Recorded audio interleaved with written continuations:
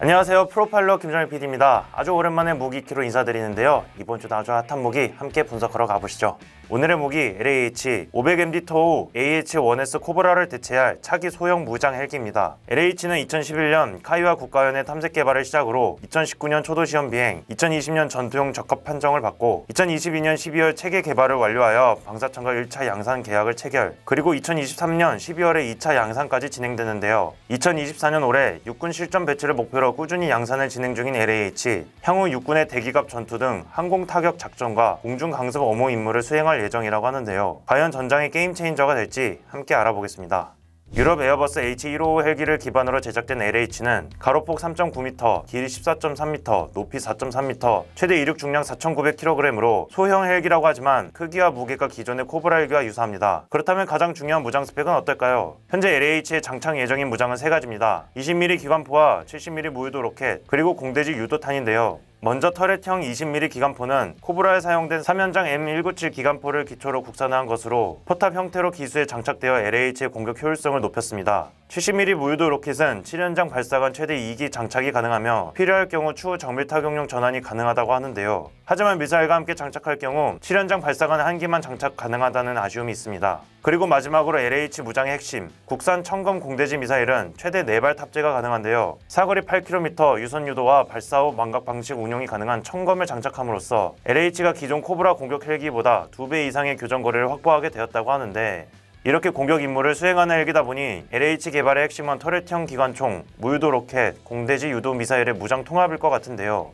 이 무장 통합이 순수 독자 기술로 진행됐다고 하는데 어떤 개발 과정과 시험들이 있었는지 카이 김병우 팀장님과 만나 얘기를 들어보겠습니다. 저는 한국항공 임무체계팀의 팀장을 맡고 있는 김병욱입니다. 반갑습니다. LH를 찾아보니까 20mm 터렛형 기관총, 70mm 로켓단, 청검 공대지 미사일이 탑재되는데 처음부터 이 무기들을 탑재해야지 하고 진행되진 않았을 것 같아요. 설계적으로 저희가 소형 무장 헬기를 개발할 때는 노후화된 500MD나 H-1S 코브라를 대체를 하기 위한 목적을 가지고 사업을 추진을 했던 부분이고요. 육군 항공에서 운용하려면 결국은 이와 동등 이상의 능력이 소형 무장 헬기에 포함되어야 하는 것이 운용적 측면의 요구사항이었습니다. 카이는 해전식 무장의 통합, 특히 한국에서 독자 개발 통합되는 것은 처음이라서 기술적인 리스크가 있다는 것은 처음부터 우려한 사항이었습니다. 그래서 이 체계 개발을 진행하기 전에 리스크에 대한 기술 능력과 사업 관리 능력을 강화시키기 위해서 LH 탐색 개발이라는 사업을 1년간 착수를 하고 추진을 했습니다. 임무 탑재 장비의 개발 요구도, 무장의 운용 요구도, 무장의 국내 개발 가능성을 확인을 한 결과가 탐색 개발 결과가 되겠습니다.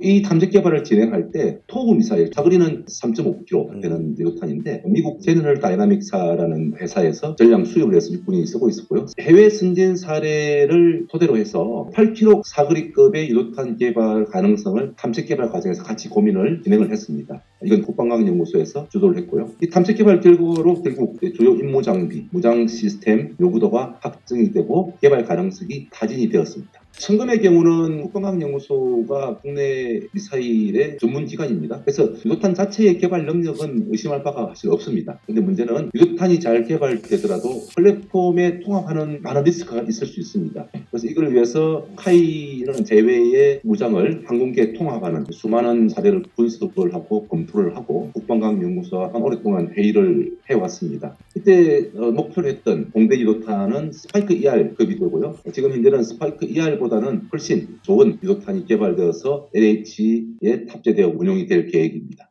근데 체계 통합이라는 게 항공기의 안전, 그 가망성을 보장한다는 게 무장의 개발만으로는 안 되는 거죠. 그래서 체계 통합 측면에서는 해외의 많은 개발 통합 표준서, UX를 분석을 하고 탐색 개발을 끝나자마자 저 같은 경우는 영국의 AW159 해상작전 헬기 절충 교육 사업으로 무장 통합에 대한 설계를 참여를 했고 결과로서 약 180여 종의 기술 문서를 확보를 해서 방위사업청에 제출을 하고 그 기술 중에 많은 부분들을 LH 체계 개발을 하는데 적용을 하게 되었습니다.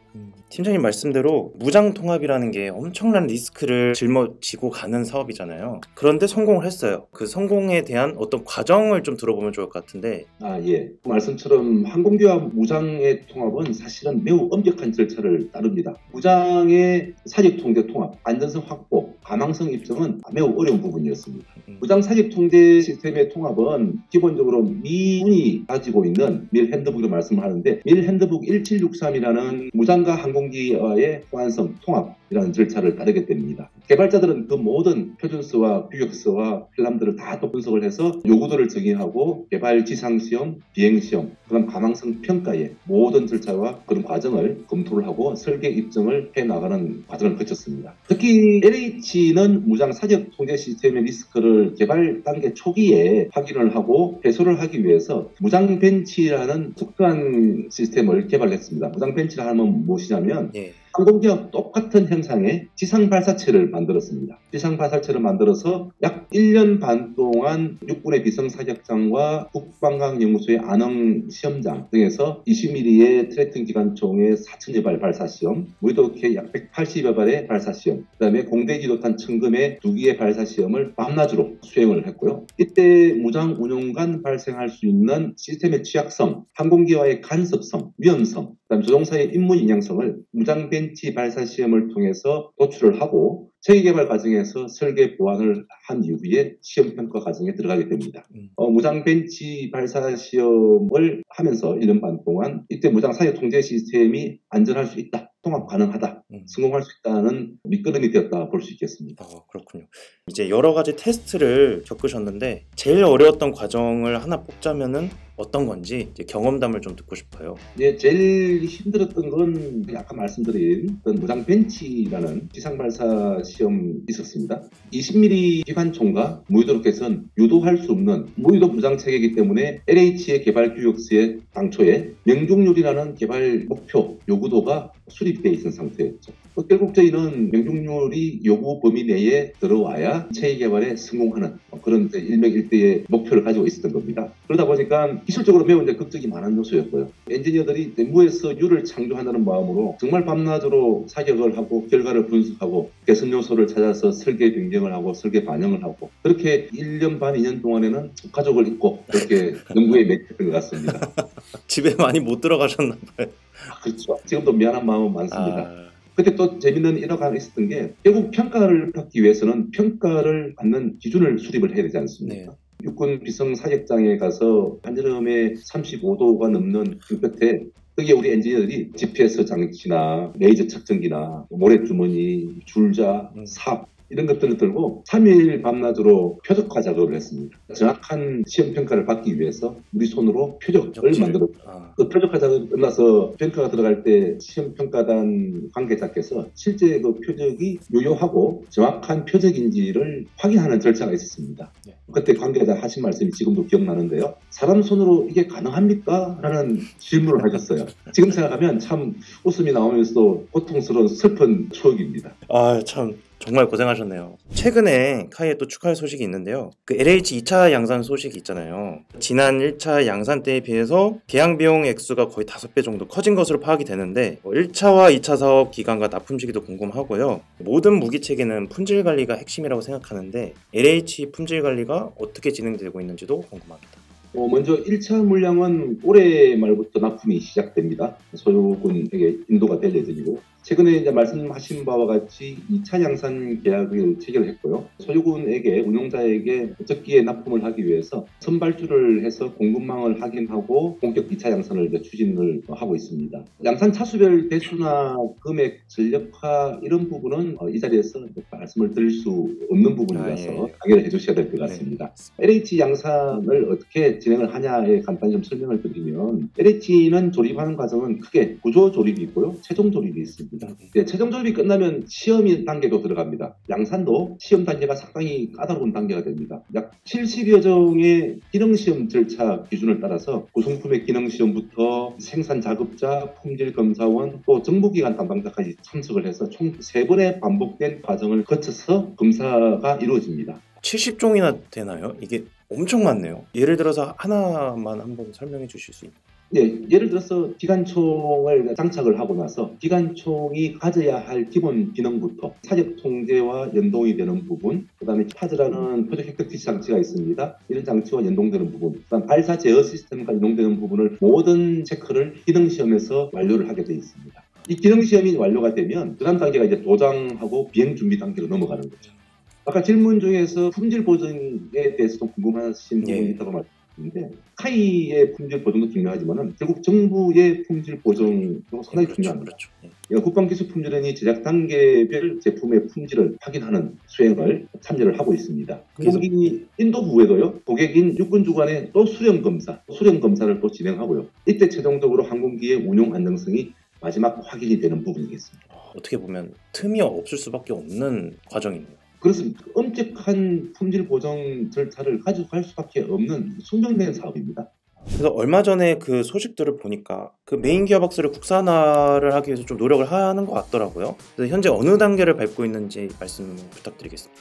엔진을 통해 가지고 힘을 만들어내면 결국 로터를 운용시키는 시스템은 메인 기어박스입니다. 지금까지 이 헤드닉 사업을 하면서도 메인 기어박스는 해외 기술에 의존해왔고요. 해외 제품을 항공기에 탑재를 해왔습니다. 이제 개발 국산화를 지금 추진하고 있습니다. 국내 기술 자립을 토대로 수리용 개량형 전력화를 목표를 하고 있고요. 메인 기어박스뿐만 아니고 헬기 전체 동력 전달 계통이 약 7개의 모듈로 구성이 되어 있습니다. 메인 로터 마스터, 중간 기어박스, 꼬리 기어박스, 꼬리 로터 고동축, 엔진 합력축, 그 다음에 오일 냉각 장치가 이제 7개의 모듈로 구성이 되어 있는데, 이 7개의 모듈의 설계, 제작, 조립, 그 다음에 대상 체계, 시험 평가, 인증까지 다 포함해서 저희가 2032년까지 진행하는 한국의 최초의 헬기용 동력 전달 시스템 국산화 개발 프로젝트입니다. 정부 산업자원부의 국산화 의지와 방위사업청의 중장기 군소요 계획의 일환으로 진행을 하고 1단계를 이제 완료를 했고 2023년부터 2단계 진행하고 있습니다. 그리고 3단계는 헬기체계 시험평가 및 인정 생산 준비 단계로 구성된 프로젝트가 진행이 될 계획입니다. 실은 이제 카이 엔지니어가 해외 협력사가 있는 이탈리아에 지금 이제 파견 개발 근무를 지금 진행하고 있습니다. 여기 들어가는 게 사실은 한두 개의 부품이 아니고 약 400여 개의 부품 및 특수공정 개발을 같이 해야 되는 겁니다.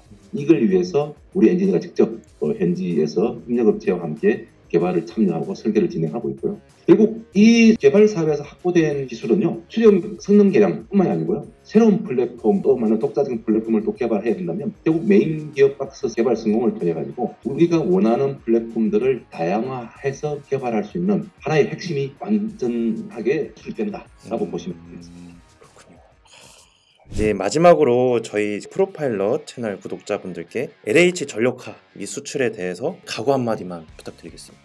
네, 현재 한국 육군이 운용 중인 500MD와 코브라 H1S의 노후화를 대신해서 우리 LH를 개발했습니다. 아시다시피 소형 무장 헬기는 첨단 항공 전자 장비가 탑재되어 있습니다. 우리가 풀 글래스 칵핏이라고 말씀을 드리는데, 같은 급에서 항공기 중에서는 최고의 성능을 보유하고 있다고 저는 자부할 수가 있습니다. 그 다음에 탑재되는 무장도 국산화되어서 외국 선진 업체로부터 또는 외국 정부로부터 기술적인 흔히 말하는 태클이라 그러죠. 태클이나 이런 거 없이 우리가 성능 업그레이드를 시킬 수 있는 그 개발을 목표로 했고, 그걸 성공한 게 소형 무장 헬기가 되겠습니다. 앞서 언급을 드렸다시피 LH는 향후에 특수작전 공격 헬기나 지휘통제 헬기, 그다음 다양한 임무 수행이 가능한 파생형 헬기로 개발이 가능합니다. 소유군이 이런 니즈가 있을 때마다 계속 협의를 해서 우리 운용자가 원하는 플랫폼의 성능 개량, 다변화를 추진할 거고요. 더불어서 해외 수출도 추진 중입니다. 작년 11월이죠. 두바이 에어쇼라는 상당히 큰 에어쇼에서 LH를 기동을 하고 엄청난 찬사를 받은 적이 있습니다. 지금도 해외에서 일부 관심 있는 나라들이 있습니다. 폴란드 바르샤바 워크샵에 참석했을 때도 LH를 발표를 했었는데요. 미군도 마찬가지고 유럽에서 상당히 관심이 많은 LH 개발 사례였습니다. 빠른 시일 내에 LH가 해외 수출될 수 있도록 노력을 하고 있으니까 기대와 격려를 해주시면 좋겠습니다. 열심히 해보겠습니다. 예, 화이팅입니다. 2차 양산 결정까지 어떤 비행 과정을 거쳤고 육군의 평가는 어땠는지도 궁금한데요. 2년 전 프로파일럿과 인터뷰 이후 진행된 상황에 대해서 다음 주에 또 한번 김진수 시험비행 조종사님과 만나 얘기를 들어보겠습니다.